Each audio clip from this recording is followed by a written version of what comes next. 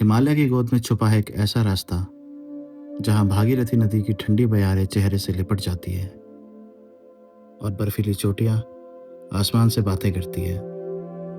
ये रास्ता आपको ले जाता है हर्षिल, गंगोत्री और मुखवा की धरती पर, जहां नाम सिर्फ नाम नहीं है, एक इतिहास है, एक पुराण की कहानी है।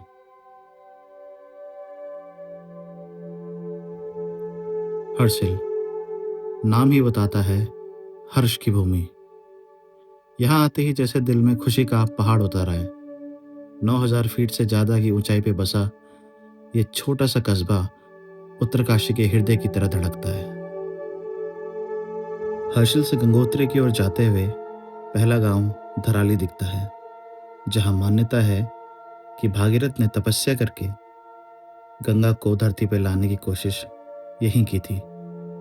लेकिन दुर्भाग्य से 2025 की भयानक बारिश और भूस्खलन के कारण धराली का बहुत बड़ा हिस्सा बह गया था और अब वो जीवंत धरती जो इतिहास और पौराणिक कहानियों से भरी थी, वो अब सिर्फ स्मृतियों और तस्वीरों में ही जिंदा रह गई है।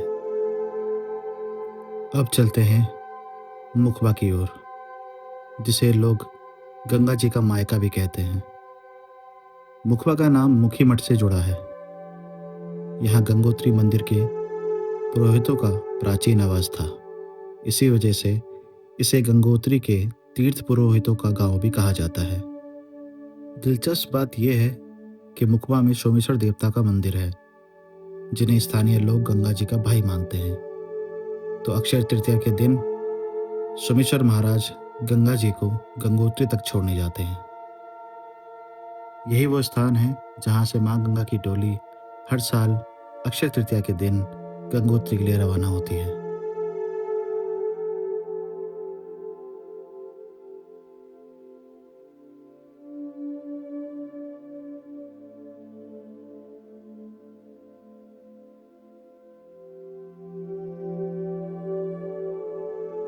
और फिर आप पहुंच जाते हैं गंगोत्री धाम। यह सूर्य कुंड के पास से निकलती हुई भागीरथी की पहली धारा बर्फीली चोटियों की छाती से निकलकर आगे बढ़ती है, जैसे कोई देवी अपनी चादर ओढ़ के धरती की ओर बढ़ रही हो।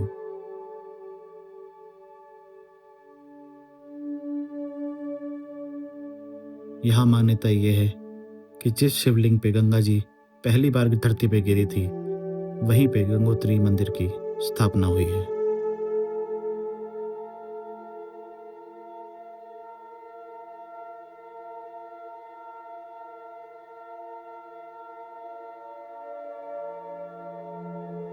ऐसा कहा जाता है कि राजा सगर के 60,000 पुत्रों की राख पाताल में फंसी हुई थी और उनका उद्धार सिर्फ गंगा जी के पवित्र जल से ही हो सकता था।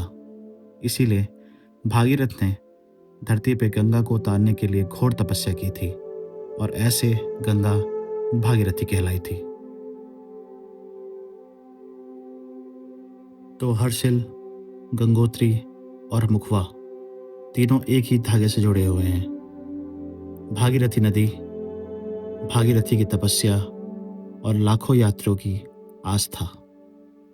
हर्षिल शांति देता है, गंगोत्री आस्था जगाता है और मुखवा याद दिलाता है कि गंगा सिर्फ एक नदी नहीं है, एक जीवित माँ है जिसका मायका यहीं बसा हुआ है।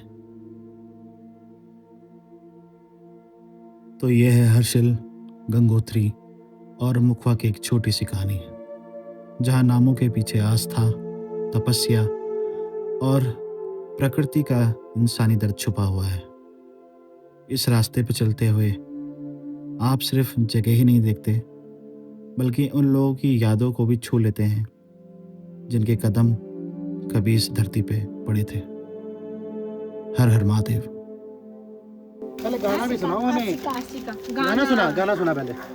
गाना सुनाओ तब मिलेगा। देखो कोई भी सुना दो गाना। नाम बता दो। रेखा सुनाएगी गाना। रेखा नाम क्या है?